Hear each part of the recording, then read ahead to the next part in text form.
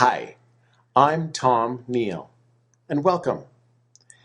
Now, over the last several days, I've talked to you about how to find out who you are, or at least take some steps to strip away all of the things that we use to describe who we are, and find out who we are, and find out who you are.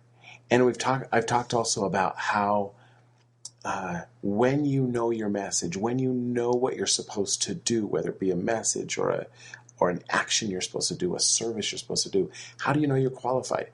And the answer is that comes because the source that you got your answer from is inspiration. And from that inspiration coming from God, that means that you're qualified. That means that you are validated.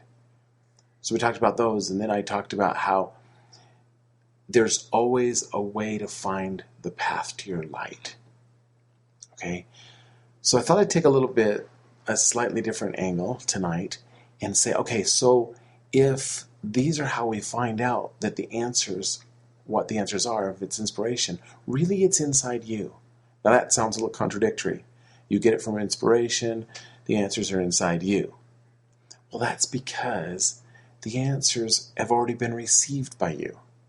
But you know what happens? We get emotion stuck. And this is a concept I learned from Kirk Duncan.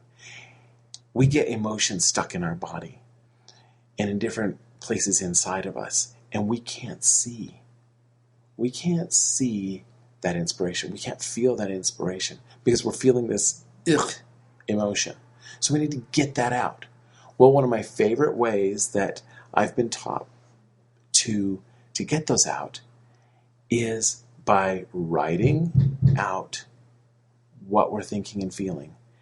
And then after you write out that emotion, then take that paper and burn it. So you know what? I'm not going to use my normal solution. No iPad for this one. Have to go with pencil and paper, pen and paper, because this way I can burn it afterwards and allow that to be gone and just dismiss it.